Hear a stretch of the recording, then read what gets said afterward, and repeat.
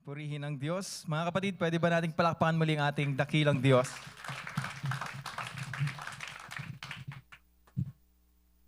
Nakaka-bless yung mga testimonies. Every time we hear testimonies, talagang we are being reminded of how faithful God is. Naalala ko lang nung kami po ay nag-devotion this last Wednesday. Talagang the Lord is giving us a new song, a new testimony to sing each time kung paano siya kumilos sa buhay natin. At saksi ang bawat isa. Saksi rin kayo mismo sa buhay na binago ng Diyos. At talagang even during the times of trials, we can really hold on to His Word, to His truth. Kaya nga mga kapatid, sa hapong ito, nais ko po na anyayaan po ang bawat isa na buklatin po natin yung ating mga Biblia sa salita ng Diyos. Matatagpuan po sa Matthew 4:4. At mga kapatid, sabayan niyo po ako sa pagbasa. Sabi diyan, "Man shall not live on bread alone, but on every word that comes from the mouth of God." Purihin ang Diyos, tayo pong lahat ay manalangin. O dakila't mapagpala naming Ama, aming Diyos, na karapat-dapat sa lahat ng papuri. Ngayon nga po sa hapong ito, patuloy po kaming nagpapasalamat, patuloy po kami, Lord God, na dinadakila ka at niluluwalhati ka sa lugar na ito at maging sa buhay po namin. Alam po namin, O Diyos, na Ikaw ang siyang gumagabay sa bawat isa sa amin. Kung bakit kami narito ngayon, Lord God, meron kang purpose po. Meron kang gusto na marinig namin at maunawaan namin patungkol sa iyong salita. Nawa, O Diyos, sa buong maghapong ito, gamitin mo po ito para iparamdam sa bawat isa na Ikaw ay naririyan at Ikaw ay nangungusap po sa kanila. Lord, alam ko po na ang iyong salita ay ang aming dapat na maging pundasyon sa aming mga buhay. Kaya, O Diyos, ngayon, Lord, we accept this truth and we stand, Lord God, on this truth. We stand firm on your truth, Lord. Maraming salamat, O Diyos, dahil sa salita mo na available para sa amin, nababasa namin, napapakinggan namin, Lord God, at maging yung mga sinasabi mo po sa bawat isa sa amin. Tunay nga, O Diyos, na sa pamamagitan ng mga bagay nito, mga katotohanan ito, Lord God, we are able to stand today, having this firmness, Lord God, knowing that whatever comes our way, Lord, we are victorious because your word, the foundation that we are standing on is firm. Kahit anong bagyo, Lord God, yung amin pong danasin o tahakin, Lord God, sa amin pong mga daraanan, alam po namin, O Diyos, na mananatili kaming nakatayo dahil Ikaw ang siyang pundasyon po namin. Maraming salamat, O Diyos, sa mga kapatid na narito na handang makinig ng iyong salita. Buksan niyo nga po nawa ang kanilang mga puso't isipan upang mas maunawaan pa ang inyong pong kalooban sa pamamagitan ng iyong mga salita. Maraming salamat din namin, Panginoong Jesucristo, for setting the example for all of us. That man shall not live on bread alone, but on every word that proceeds out of the mouth of God. Tunay nga na dakila ka aming Panginoong Jesus. Kaya ngayong hapong ito, tinataas namin sa iyo lahat ng papuri at pagsamba. In Jesus' name, amen, amen, and amen. Mga kapatid, palakpakan natin, isang malakas na palakpakan ang ating Panginoon. Yung topic po natin ngayong hapon is all about standing firm on truth. This is part of our series na Living by God's Word this month of March. So ang focus po natin is all about Matthew 4:4 na binasa natin kanina. Sabi diyan, "Man shall not live on bread alone, but on every word that comes from the mouth of God." Do you know, mga kapatid, na yung strong life na dinidream of natin, yung pinapangarap natin na strong life, is built or should be built on a strong foundation. Kasi po, mga kapatid, hindi nasusukat ang tibay ng buhay ng isang tao kapag maayos yung lahat ng bagay. Yung totoong sukatan kung matibay ba yung buhay ng isang tao ay kapag meron ng pressure, meron ng trials, meron ng sufferings. Because dito talaga makikita kung kaya pa rin ba talaga nating tumayo. Pero yun na nga, maganda kasi even Jesus Christ modeled what a strong life should look like. When you look at the life of Jesus, He was in the wilderness. He was in the middle of testing, pero pinakita niya kung paano tumindig sa katotohanan, kung paano paglabanan lahat ng ginagawa ng kaaway. So meron lang po ako, mga kapatid, na ibabahagi sa inyo ng mga ilang mga puntos patungkol sa salita ng Diyos. How can we really live by means of every word that comes from the mouth of God and not by means of the food or bread, physical bread, na akala natin yun yung kailangan natin para mabuhay. So point number 1, mga kapatid, God's word is our true source of life. Do you agree? Naniniwala po ba kayo na yung salita ng Diyos ang talagang totoong source ng buhay? I remembered in Deuteronomy 8:3. Sabi po dyan, He humbled you, causing you to hunger and then feeding you with manna, which neither you nor your ancestors had known, para ituro, to teach you that man does not live on bread alone, but on every word that comes from the mouth of the Lord.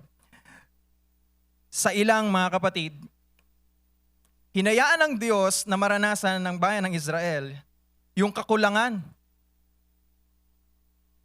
Dumaan po sila sa panahon ng testing. At ito ay para turuan sila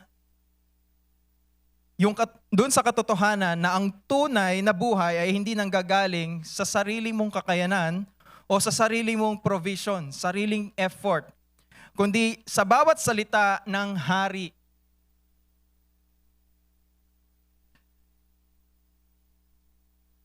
Nakakalungkot kasi they were rescued by God from Egypt. Pinalaya sila ng Diyos mula sa Ehipto, pagkaalipin sa Ehipto. And yet, during this time, na sila ay naglalakbay papunta doon sa pinangako ng Diyos na lupain para sa kanila, nagrereklamo sila. Kasi nakakaranas sila ng konting pagsubok. Mana na lang ba araw-araw? Ito na lang ba ng ito? Na para bang nakalimutan nila kung ano yung ginawa ng Diyos sa kanila. Kung bakit sila naroon ngayon. Kasi nga, minsan yung tao, they are so reliant on food. Nakakala nila, sa pamamagitan ng pagkain, physical food, kumbaga yung food lamang yung nagsusustain nung buhay na meron sila. Pero mamaya, talakayin natin yan. Ngayon, gusto ko lang po sabihin sa inyo, pinapakita rin dito na sa kaharian ng Diyos, ang buhay ng bawat isa sa atin ay naka-anchor hindi sa tinapay, hindi sa pagkain, kundi sa pagsunod natin sa otoridad ng Diyos. Sa pagpapasakop natin sa kalooban ng Diyos, mga kapatid. At nakikita natin dito kung saan ang kanyang salita ang siyang nagdidikta ng kung paano tayo nabubuhay or mabubuhay.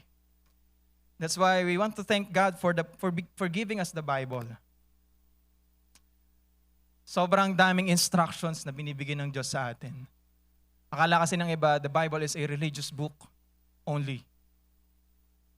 No, pero sa totoo lang, this is the complete manual on how we should live our life. Kahit anong aspeto yan, when you look into the Bible, you will see instructions. And again, mga kapatid, sabi rin sa John 6:63, the Spirit gives life, the flesh counts for nothing. The words I have spoken to you, they are full of the Spirit and life. Dito nililinaw naman ni Jesus na ang tunay na buhay ay hindi nagmumula sa laman o sa natural na kakayahan ng tao, kundi sa Espiritu na nagbibigay buhay sa bawat isa sa atin sa pamamagitan ng kanyang salita. Sa kaharian ng Diyos, mga kapatid, ang buhay ay mararanasan lamang natin kapag tayo, mga tao, ay tumutugon at nagpapasakop sa kanyang salita, sa salita ng ating hari. Dahil ang mga bagay nito, ang mga salita ng Diyos, ito ay may taglay na kapangyarihan.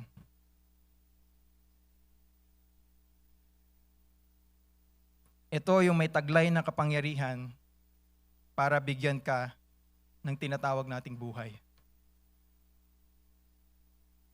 Jeremiah 15:16 says, when your words came, I ate them. Huwag natin literalin kasi baka sabi natin yung Bible, salita ng Diyos, tas literal na kinain mo para lang mabuhay ka. Pinunit mo yung pahina tapos kinagat mo, tas ginuya mo. No, basahin natin mabuti. Sabi niya, when your words came, I ate them. They were my joy and my heart's delight. For I bear your name, Lord God Almighty. dito sa Jeremiah 15:16, sa gitna ng pagtawag at paghihirap ni propeta Jeremiah o Jeremias, tinanggap niya ang salita ng Diyos hindi bilang isang mensahe lang. Minsan talagang pag nakakapakinig tayo ng salita ng Diyos, talagang it's just like a message na naririnig natin, pumapasok sa kabilang tenga, lumalabas lang sa kabila. Pero alam niyo po, tinanggap ng propeta Jeremiah na yung salita ng Diyos ay kanyang pagkain at kanyang kagalakan. Kahit na alam naman natin na may kasamang pagtanggi at sakit. Kasi Jeremiah is a weeping prophet. No? Grabe yung pagtangis niya. Grabe yung pag-iyak niya sa Panginoon. So ipinapakita nito mga kapatid na sa kaharian ng Diyos, ang tunay na lingkod, kagaya nating lahat, tayong mga naglilingkod sa Panginoon, tayo ay nabubuhay sa salita ng ating hari. Yun yung sinusunod natin. Pinapahalaga natin ito higit sa kahit anumang mga bagay sa buhay natin. O, totoo nga ba? O may mga bagay pa rin tayo na mas pinapahalagan kaysa sa salita ng Diyos? Sabi ng ating Panginoong Jesucristo, man shall not live on bread alone. Pero minsan, pag pinapili ka ng Diyos, magbabasa ka ba ng Biblia? O kakain ka? O pupunta ka sa Samgyupsal? Minsan, anong inuuna mo? Siyempre, Samgyupsal, Lord. Maganda sana kung pagdating mo doon, nag-share ka pa rin ng ano, di ba?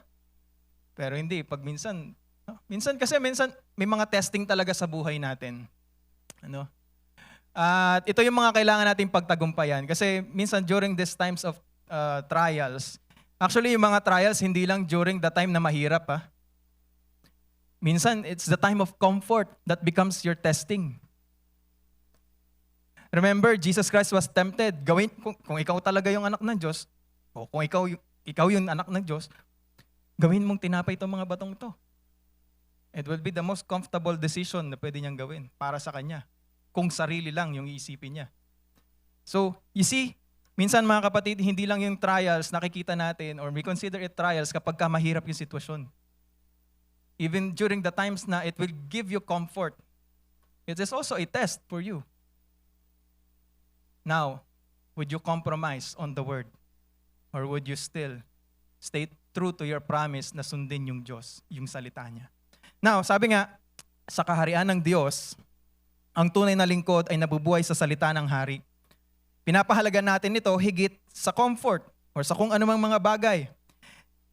So, mga kapatid, gusto ko lang linawin sa inyo itong bagay na to. Sabi diyan, life is not sustained by what is physical, but by what comes from God. Ito yung gusto kong linawin kasi iniisip natin that food sustains or gives us life. Sino sa inyong naniniwala na pag hindi kayo kumain, mamamatay kayo?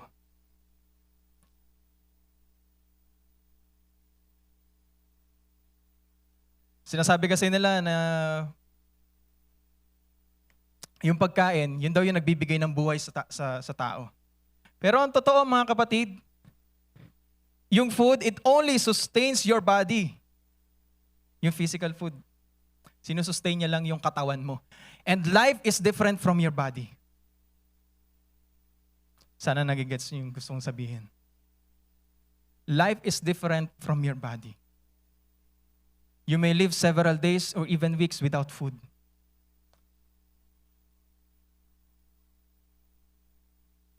But you cannot live even a single day without the word. Hindi mo pwedeng sabihin you're alive kung yung salita ng Diyos ay wala sa'yo. So mga kapatid, food sustains the body, but it is the word that sustains your life. You can be present in your body and yet you don't feel that you're alive.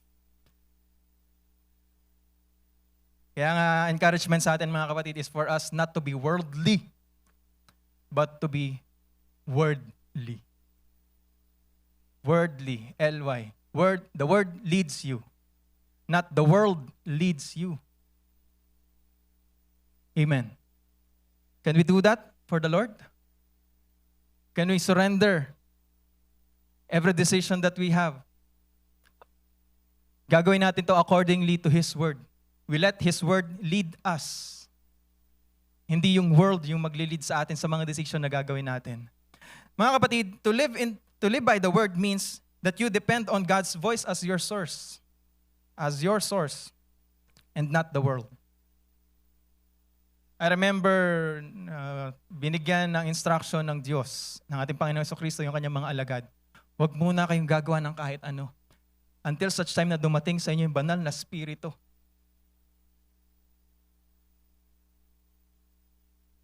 Na magre-reveal sa inyo ng aking mga specific instructions. Ano yung gagawin ninyo? Pero how many times have we taken for granted yung banal na Espiritu ng Diyos? Na every time gagawa tayo ng desisyon, tayo yung nasusunod. Hindi na natin iniintay yung sinasabi ng Diyos or instruction ng Diyos bago tayo kumilos. Again, we're all guilty of this. Marami sa atin, guilty tayo dito sa bagay na to. Na minsan, mainipin tayo eh. Parang ang tagal naman mangusap sa akin ng Diyos. Pero ang totoo, hindi mo lang talaga siya pinapakinggan. Or dinidisregard mo yung sinasabi niya. Na nire-reveal sa'yo ng banal na Espiritu. Pero, again, what we need to do is to be worldly and not worldly. To live by the Word. So parang pagkain lang yan, mga kapatid. Pag hindi ka kumain, alam natin, manghihina yung katawan mo.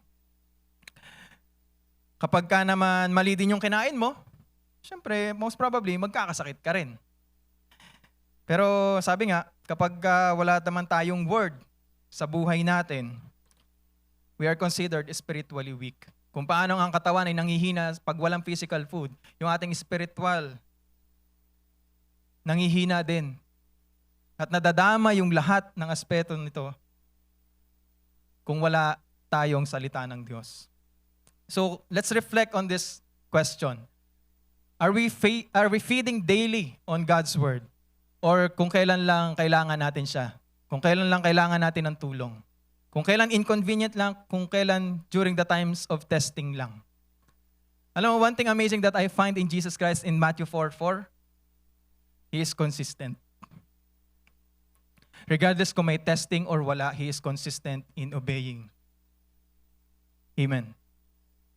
Pero minsan tayo mga tao, we just obey God kapag ka nasa sadlak na tayo dun sa corner. Pag corner na tayo.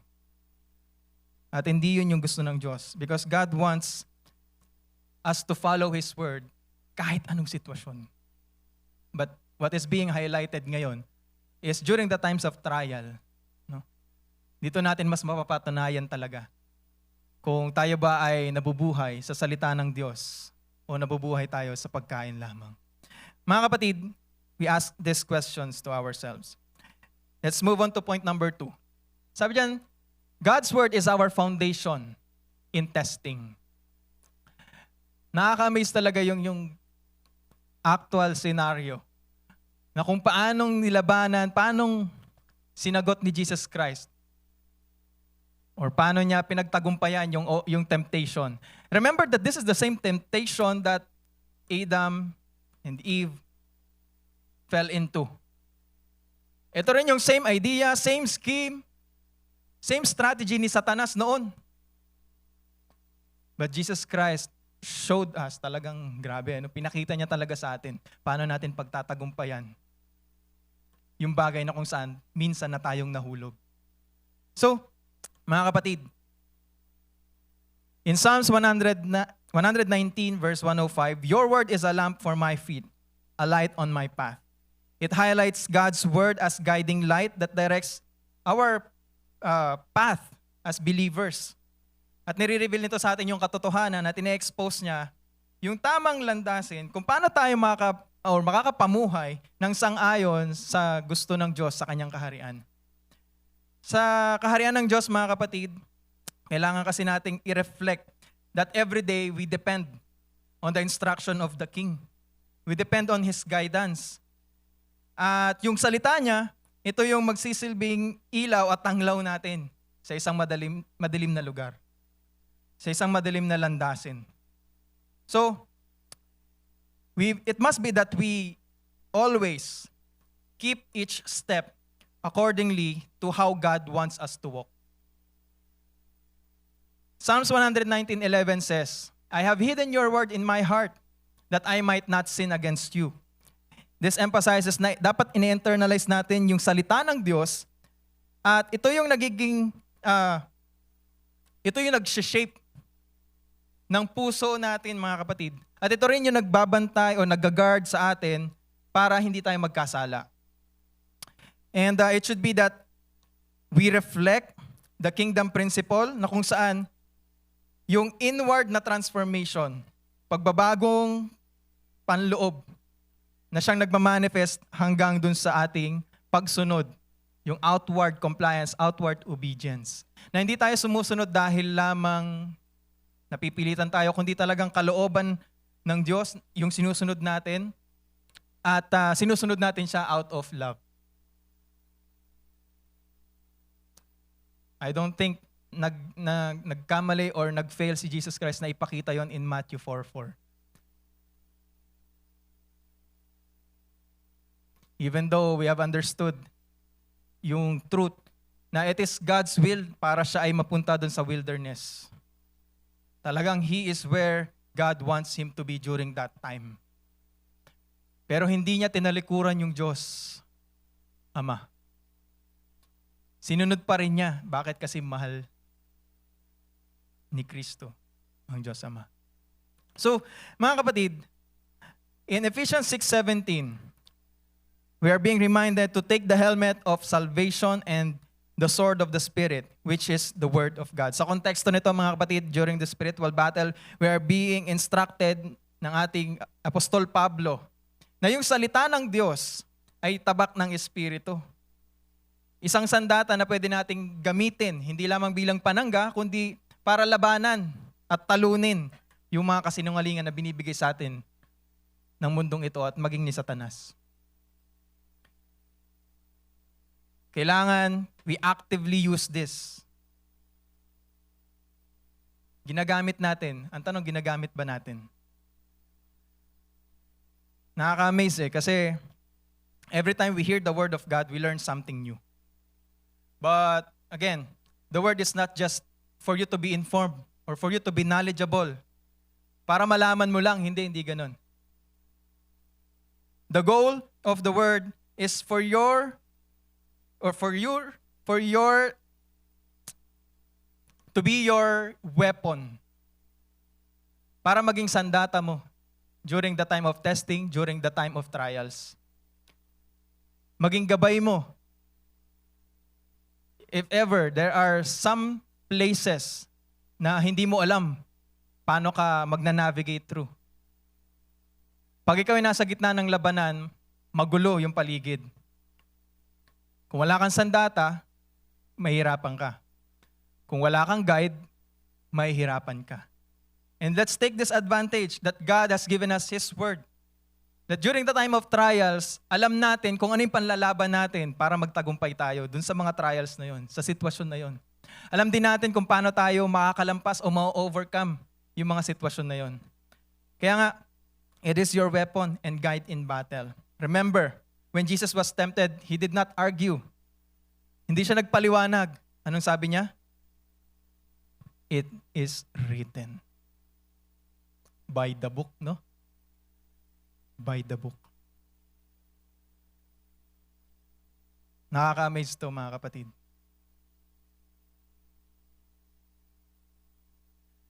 Do you know kung gaano katagal from Deuteronomy up until the coming of Jesus Christ dito sa Matthew 4:4? Gaano katagal yung pagitan? But he quoted the scripture. Grabe, ano? Yung nangyari nga sa'yo kahapon, minsan nakakalimutan mo na eh. Minsan, yung sinabi nga ng nanay mo kahapon, inutos sa'yo, o kaya kanina, inutos sa'yo, nakakalimutan mo na agad eh. Tama? O naalala niyo pa ba yung testimony kanina? Malamang, hindi na natin naaalala. You see, ganito kabilis yung pagkalimot ng tao. Pero imagine, Kung araw-araw magbubulay tayo ng salita ng Diyos, araw-araw babasahin natin yung salita ng Diyos, will you be able to forget it? Naalala ko nga, pag magkasama kami ni Aiza, meron siyang pinapanood na bata.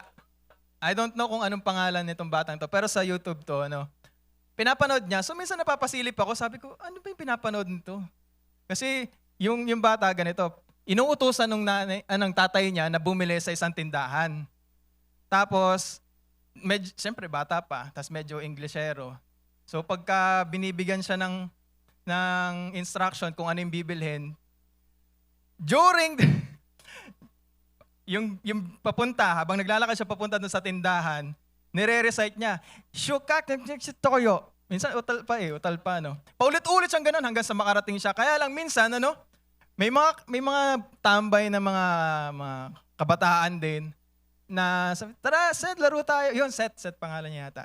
Laro tayo. So siya, re-recite niya. Minsan, hindi niya pinapansin. Bahala kayo dyan kasi inutusan ako. Nire-recite niya lang. Hanggang sa pagdating niya sa tindahan, binabanggit niya yung sinasabi niya. Kaya lang, dumarating ka sa punto na galing siya ng bahay. Okay, Seth, bili ka ng ganito. Shotanghon. Ganun. Inuulit niya talaga yon. Kaya lang dumarating sa punto na pag nadidistract siya ng konti, kasi niyayaya siya. O kaya, lalo nung time na yun, nakita ko merong batang naglalaro ng Rubik's Cube. So, nadistract siya. Wala, nakalimutan niya na. Nakakalimutan niya yung word na yun. Imagine, kung ikaw nga bilang yung batang yun, araw-araw mo nang nire-recite, paulit-ulit mong tinatandaan. Kaya lang, because of that distraction, nakakalimutan mo. Paano pa kaya yung hindi talaga nagbabasa ng salita ng Diyos? You see, maraming beses sa buhay natin, hindi tayo nagtagumpay during those distractions, during those trials. It's not because we are weak. It's because we don't remember.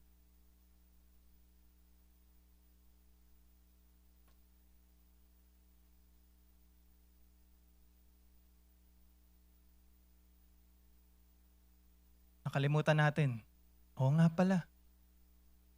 Yung salita ng Diyos. It is the instruction.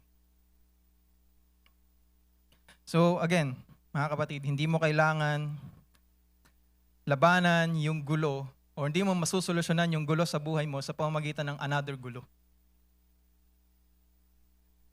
You need clarity. Hindi mo masusolusyonan yung dilim ng buhay mo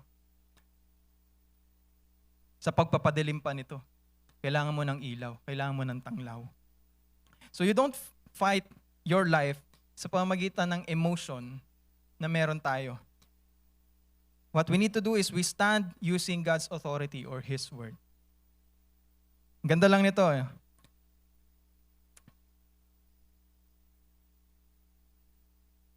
Sabi, your word is a lamp for my feet, a light on my path. Kumbaga parang lampara lang sa isang madilim na lugar. Kahit na madilim yung paligid, mga kapatid, pag meron kang lampara, ipapakita nito kung nasaan ka nakatayo at kung saan ka papunta. So, the challenge for all of us, tuwing madilim yung buhay natin, tuwing we are undergoing that point of testing, ano ba yung nangyayari sa atin? Kung tayo ba ay natatakot, do we still believe? Nung tayo ba ay tinetempt, nagpapatalo ba tayo? Nung tayo ba ay confused, saan ba tayo naninindigan? Saan ba tayo tumatayo? So, again, if you don't know the word, you will easily collapse. Madadapa ka, matutumba ka, magigiba ka. Point number 3, mga kapatid. Building on the word means doing it. Gusto kong bigyan ng emphasis to, mga kapatid. Kasi at some point, we also failed to do this. Marami tayong nakakabisadong mga salita ng Diyos. Alam natin the books of the Bible. Alam natin yung mga verses. And yet, at some point in our lives, kahit pa yan yung pinaka-life verse mo, minsan nakakalimutan mo at hindi mo rin talaga na-apply. Pero again, Sabi nga sa James 22, paalala sa atin, do not merely listen to the word and so deceive yourselves. Do what it says. Gawin mo kung ano yung sinasabi, kung ano yung ini-instruct sa'yo. So it is a call for us believers to actively live out God's word. Hindi lang basta makinig, kundi i-align natin yung sarili natin sa kingdom ng Diyos, sundin natin yung salita ng hari para ipakita na yung faith na meron tayo ay talagang totoo at genuine. Kasi yung totoong allegiance, mga kapatid, ay naipapakita sa pamamagitan ng pagsunod, pagpapasakop sa paghahari ng ating Diyos. So mga kapatid, sabi rin sa Matthew 7:24-25, the wise and the foolish builders. Therefore, everyone who hears these words of mine and puts them into practice is like a wise man who built his house on the rock. Sino sa inyo nakasubok ng gumawa ng bahay?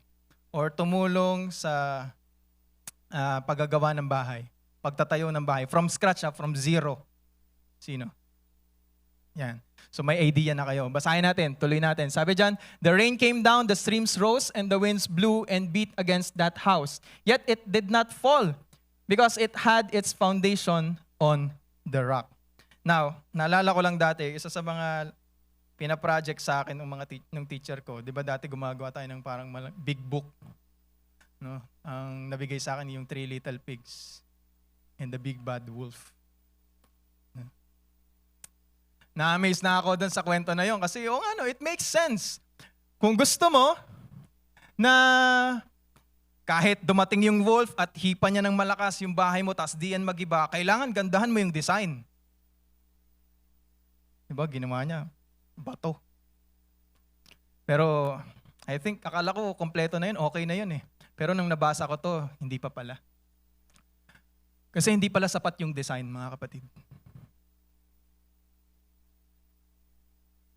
What matters is the foundation. Lobo lang yung umihip. Eh paano kung meron pang mas malakas? Kaya nga, ang ganda nito mga kapatid, nakaka-blown ng isip. When you try to think of this, when you try to visualize this, yung sinasabi dito sa Matthew 7:24-25, there are 2 kinds of builders, the wise and the foolish. Now, ano yung pagkakaparehas nila? Parehas silang may ginagawa. Kasi parehas silang nag-build. Kaya lang, ang pagkakaiba nila, hindi sila magkaparehas ng pundasyon. So, in the kingdom gospel, mga kapatid, ina-underscore nito that true citizenship under God's reign is proven sa pamamagitan ng obedient trust resulting in stability and endurance grounded in Christ's teachings. Marami sa atin, we try to build our life using the wrong foundation. Yung isang builder na tinutukoy dito, he made a house on top of sand. Sa ibabaw ng buhangin. Samantalang ito, sabi diyan, who built his house on the rock. Solid na bato. Solid na foundation. Mamaya, balikan natin yan. Napakaganda ng illustration. Sabi din dito sa Luke 11:28, he replied, blessed rather are those who hear the word of God and obey it. At some point, connected din dun sa kanina. Kasi, sabi ng ating Panginoon, therefore, everyone who hears these words of mine and puts them into practice is like a wise man who built his house on the rock. Blessed rather are those who hear the word of God and obey it. One thing in common, nung narinig nila yung salita ng Diyos, they put it into practice. In-apply nila. So, in Luke 11:28, this emphasized that true blessedness comes from hearing God's word at sa pagsunod dito. In doing so, we are aligning ourselves with what the King wants, and that obedience, yung pagsunod natin na yon, it marks those who really belong sa Kanya. Tanda yun ng sino ba talaga yung kabilang sa kaharian niya? Sino ba talaga yung kabilang sa pamilya niya? Now, mga kapatid, hearing the word is not enough. Ito lang naman yung gusto natin na malaman. Yung pakikinig ng salita ng Diyos, na palagi naman natin ginagawa kahit nasan tayo, okay yun. Hindi naman natin sinasabing masama yun. Maganda nga yun. Kaya lang hindi yun yung basehan. Kailangan mag-translate yan into obedience. Because obedience is what builds your life.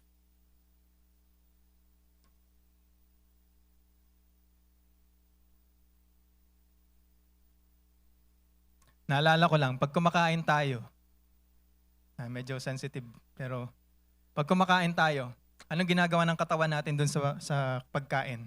Bini-breakdown niya. Tapos, nilalagay niya yung mga nutrients na yun sa dapat niyang pagbigyan.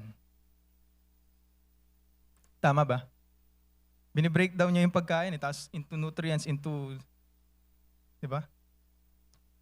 So there is a processing of what we are taking.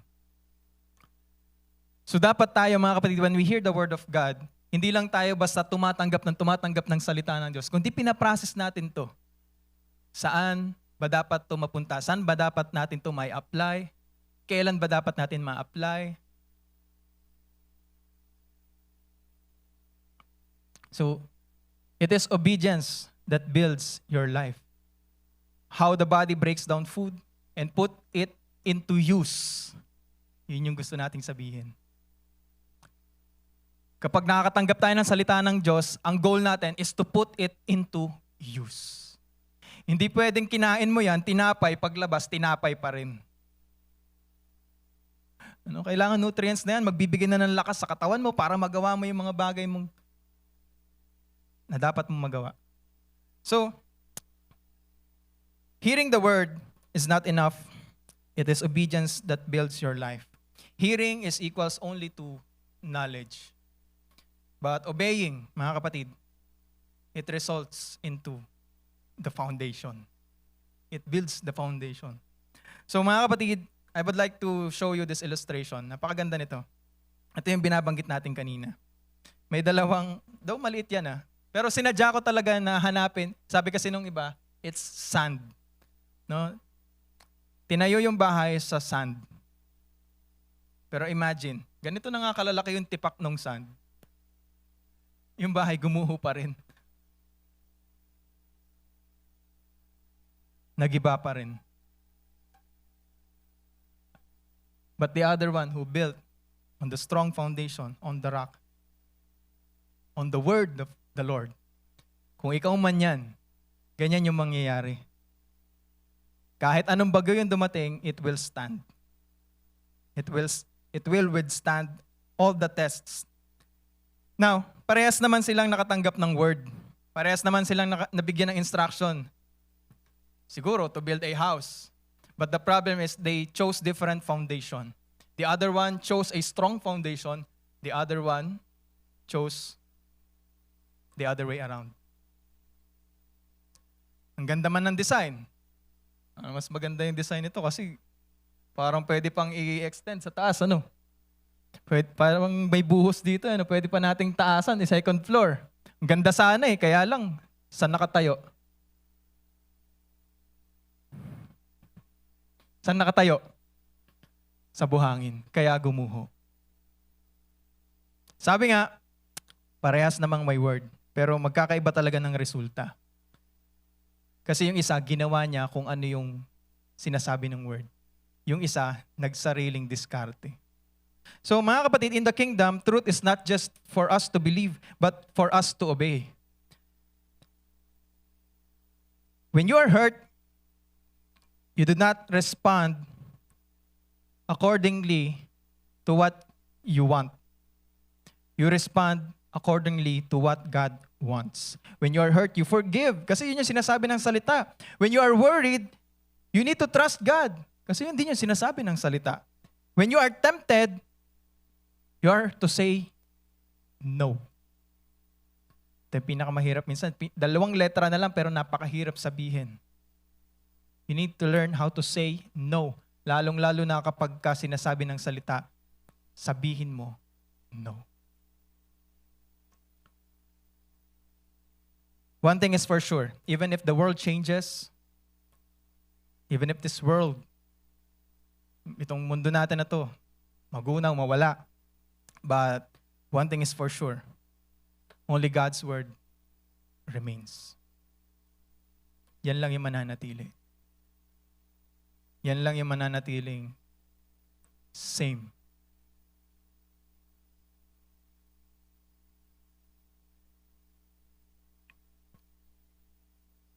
Yung mga bagyo sa buhay natin, normal na yan. Yung mga problems, pressure, trials, normal na yan. Wala naman tao hindi nakakaranas niyan eh. Pero syempre, hindi mo man mapigilan yung bagyo, pwede mo naman piliin yung pundasyon kung saan ka magtatayo ng bahay mo. Saan mo i-build yung life mo. Pwede kang pumili kung saan. Mga kapatid, to end, I would like to share you this real life story or real life incident. Alam niyo ba yung Hotel New World sa Singapore? This was way back 1986. Kung gusto niyo, you can search about it. Hotel New World in Singapore. This was the photo that was taken during that time dun sa disaster site. Noong 1986 kasi, bigla na lang gumuho itong Hotel New World. This is a 6-story building sa Singapore. So, 6 na palapag na building gumuho. Pero nakakapagtaka, gumuho siya hindi dahil sa bagyo, hindi rin dahil sa lindol. Bigla na lang talaga siyang bumagsak. Grabe, no? 6-story. Mas mataas yung building natin, 3 story lang. So 3 pa, almost double nito. Ganun kataas. Now, nung pinag-aaralan nila kung ano ba yung naging sanhi nung aksidente or nung pagkabagsak nitong or pagguho nitong building na to, nakita nila na mali yung structural computation. Nakita nila na kulang yung suporta sa pundasyon. Nakita rin nila na hindi na-handle nung design ng building yung bigat during that time. Nakaka-amaze lang. Kasi pag pinag-aralan nyo pa yung mabuti, prior to this incident, mga kapatid, pakinggan nyo to. Prior to this incident, before this incident happens, bago pa nangyari to, may mga nakita nila na silang signs na yung building ay may problema. May mga crack, nagja-jam yung mga pinto. Ibig sabihin, gumagalaw talaga kasi nung una, naka-level naman yun eh. Tapos, siguro nung una, nasasara. Samantalang, as time passes, biglang hindi na nasasara. O kaya naman, nakasara yan, tapos ngayon, hindi na mabuksan. May mga ganong findings sila, pero they disregarded it. Hindi nila pinansin. Tuloy lang sila sa paggamit ng building. Alam niyo po mga kapatid, minsan ganito tayo sa buhay natin. Dumarating sa punto that we are so proud on what we have built. Dumarating tayo sa punto na kung saan akala natin yung itinayo natin ay matibay kasi maganda naman yung design. Pero nakakalimutan natin, saan ba natin tinayo yung buhay natin? Saan ba natin tinayo yung building na yun? Is it built on that solid foundation? Did we consider the importance of the foundation rather than the design of the building? Now, parehas namang importante. Kailangan, syempre, matibay yung pundasyon. Kailangan maayos din yung design. Pero kung design lang yung pagpofokusan mo, mga kapatid, mahirap yan. Kailangan pundasyon. Now, bakit ko ba sinasabi to sa inyo? Kasi, minsan kasi, yung buhay natin mukhang matibay sa labas, pero sa loob, alam naman natin na meron ng mga crack. Alam naman natin na meron ng mga problema. Pero dahil nga parang minsan kahit tayo nagbubulag-bulagan or hindi natin pinapansin at hindi rin naman nahalata. Pag dumarating yung time ng pressure, dyan na lumalabas na kahit anong tanggi natin, lumalabas talaga na guguho talaga kung ano yung ating itinayo. So, sa buhay natin, ganito tayo. Minsan mukhang okay, mukhang maayos tayo magsalita. We are active in this church. We are strong in the eyes of other people. And yet, we know na at some point in our life, we are not anchored in the Word of God. Kaya darating yung biglaang moment na kahit walang bagyo, kahit walang lindol, bigla na lang guguho. So mga kapatid, let's ask ourselves. Kasi kahapon, napakaganda nung aming discussion with the core group. Na-realize talaga namin na yung mga bagay-bagay. And we are thankful sa Lord kasi pinaparealize na sa amin, ano ba yung pundasyon? Yung dapat naming pagtayuan ng lahat ng bagay. Kasi nung ina-evaluate namin, marami kaming mga desisyon sa buhay that we only made our makeshift foundation. Hindi yung totoong foundation. Ang ganda lang kasi even during this time talagang nangungusap yung Diyos sa atin. Kasi for us to discuss that man should not live on bread alone, but by every word that comes out from the mouth of God, we are being reminded, oo nga no, ano ba yung pundasyon? Saan ba tayo nagtayo?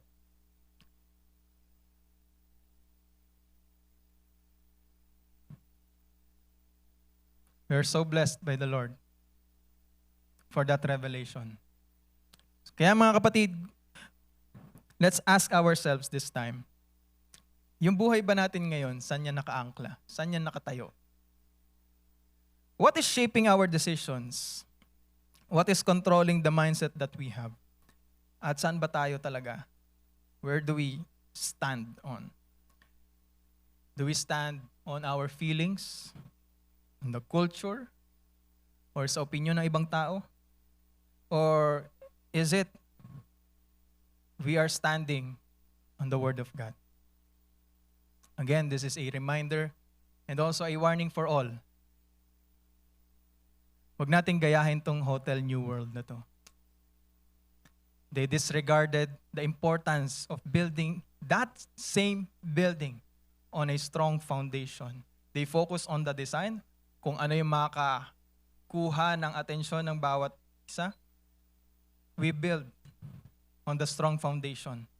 Yun yung pag-focusan natin. Kasi again, I must tell you this.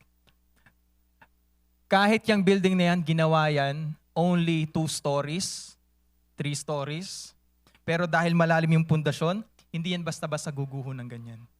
Pero imagine, ginawa yan 6 stories and yet yung foundation ampaw. Walang lindol, walang bagyo. Ano nangyari? Gumuho. So yung buhay natin, we think of it the same. Ano ba yung dapat natin gawin? Should we focus on the design or should we focus on the foundation? Pag nag-focus ka sa foundation, kahit gaano kataas yung gusto mong i-build, it will not collapse. Yan lang yung sinasabi ng salita ng Diyos. Even Jesus Christ has proven it to us. His foundation is the word. Sabi niya, it is written. Now, ang tanong, when we are asked different questions, when we are given the opportunity to decide on all the decisions na meron tayo sa buhay natin araw-araw, do we say, it is written?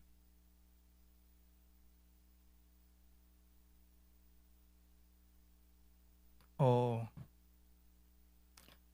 sa atin lang? Again, mga kapatid, tayo pong lahat ay tumayo.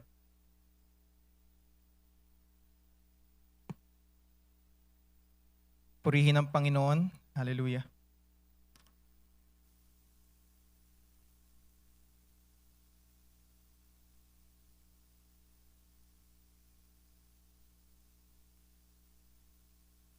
To be able to stand on the truth, to stand firm on the truth, you need to know first the truth.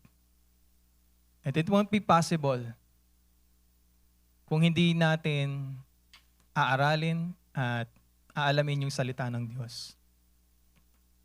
That's why we encourage you na sana itong CLCC is not just a Bible reading church, kundi Bible obeying church as well. In-highlight pa yun, binigyan pa ng ting. Glory to God, mga kapatid. O at least mamaya, hindi nyo makakalimutan yung pag nagting ulit, sabi ni Pastor Vince, sabi daw sa Word of God, kailangan sundin natin yung salita ng Diyos. So at least, di ba, tatatak sa inyo yan. During the time of distraction, hindi nyo makalimutan. Kaya you take this opportunity na nakakapakinig tayo ng salita ng Diyos kasi you'll never know kung kailan mo siya pwedeng i-apply sa buhay mo. Maaaring ngayon, hindi pa yan ma-apply sa buhay mo kasi wala ka pang testing. Wala ka pa doon sa point of testing. But when you arrive in that point of your life, at that point of your life, balikan mo yung salita ng Diyos. There is power in the Word. There's power in the name of Jesus. Mga kapatid, tayo pong lahat tayo muko. O dakila at mapagpala naming Ama, kami po ay lubos na nagpapasalamat sa iyo. For we know, Lord, that you are teaching us to live by every word that comes from you. Alam namin, O Diyos, na ngayon tinuturuan mo kami na yung dapat na maging pundasyon ng aming mga buhay, ng mga bagay na aming ginagawa, ay hindi yung sarili naming kagustuhan, kundi ang iyong salita. Magsilbi nawa itong gabay at kalakasan namin, Lord God, to continue on with the assignment, Lord, na binigay niyo po sa amin. Help us not to just hear your word, your instructions, but to obey all of them. Establish mo po sa amin, Panginoon, yung buhay na naninindigan sa katotohanan mo. At yung buhay, Lord God, na nagpapakita na kami ay nagpapasakop sa iyo. Kaya, O Diyos, sa hapong ito, tinataas ka po namin. At Lord, reveal so many things pa sa buhay namin, Lord God. Give us this desire, Lord, na talagang magnangan sa iyong salita. Give us this desire, Lord God, na hindi kami magdedesisyon sa buhay namin that is not according to your word. Bigyan mo kami, Lord God, ng puso, Lord God, na that won't worry what will happen if we follow your word. Teach us, Lord, to see the things that you have prepared for us, the things that you have promised us, Lord God. Kapag sinunod namin yung salita mo, the rewards, Lord God, make us, Lord God, focus on your word at makamtan namin yung mga rewards na yun, Lord God. Alam namin na marami pang distraction sa buhay namin, but we know that you are continuously working. You are continuously making ways, Lord God, para ma-redirect kami. At maraming salamat, O Diyos, for the continuous wisdom na binibigay mo sa amin through your word. Alam namin, O Diyos, na talagang without you, talagang hindi namin kaya, Lord, na may pamuhay yung buhay na meron kami sa maayos at merong talagang magiging malaking impact, Lord God, sa mundong ito. Lord, we thank you kasi you have given us the Bible, you have given us your word, and you are speaking to us, Lord God, sa marami pang kapamaraanan. At hindi mo kami pinapabayaan, Lord God, na when we are in the wilderness, we are being reminded always of the truth of the Bible, Lord God. Ano ba yung mga pangako mo? Sino ba yung Diyos na pinaglilingkuran namin? Ano ba yung kaya mong gawin? Kaya, O Diyos, ngayong hapon na to, Lord, kagaya po ng lagi naming dalangin, nawa, bawat isa, Lord God, na narito ngayon, at sa mga idadako mo pa sa CLCC, Lord God, Nawa ang bawat isa, Lord God, ay matuto na magbasa ng iyong salita at gawin itong standard, Lord God, ng kanilang pamumuhay. Hindi kung ano sinasabi ni pastor, hindi sa kung ano yung sinasabi ng mga ministers, Lord God, kundi sa kung ano yung sinasabi mo sa iyong salita, which is the final authority, Lord God, sa lahat ng bagay. Lord, maraming salamat po dahil despite sa amin po mga kakulangan, nariyan ang iyong mga lingkod na patuloy mong ginagamit para i-share sa bawat isa yung patungkol sa iyong salita. Lord, we don't discount them sa mga ginagamit mo, Lord, sa mga nagbabahagi ng salita ng Diyos, sa mga nagpapakita, nagpapamuhay ng salita ng Diyos, Lord God. We want to thank you for their life. Dahil patuloy mo silang ginagamit na instrumento upang ma-inspire ang bawat isa sa amin para po mag-aral pa ng iyong salita at patuloy na magnangan sa iyo. At nawa, O Diyos, the same way that we were inspired by their life, Lord God, na ginamit mo para matuto kaming magbasa ng salita ng Diyos. Ganon din nawa, Lord God, yung aming panalangin. Gawin mo rin po kaming ganon. Sa buhay po namin, ma-inspire din po yung ibang mga tao na magbasa ng salita ng Diyos, Lord. And do not focus, Lord, sa amin pong mga kamalian, sa amin pong mga kakulangan, kundi, Lord God, mag-focus sa kasapatan mo. At kagaya na rin ng sinasabi mo sa Biblia, Lord God, talagang man shall not live on bread alone, but on every word that proceeds out of the mouth of God. May we completely surrender, Lord God, all of the decisions that we are gonna make, even our lives, Lord God, to you. Maraming salamat, O Diyos. Nais ka naming papurihan at itaas. Nais ka naming patuloy, Lord God, na parangalan sa aming mga buhay. Lord, teach us to obey you always. All the time, Lord God. Maraming salamat, aming Panginoong Jesucristo. Maraming salamat, Banal na Espiritu. Maraming salamat, aming Diyos Ama, for you have blessed us with your word. Hinabalik namin sa iyong kapurihan, pasasalamat in Jesus' name. Amen.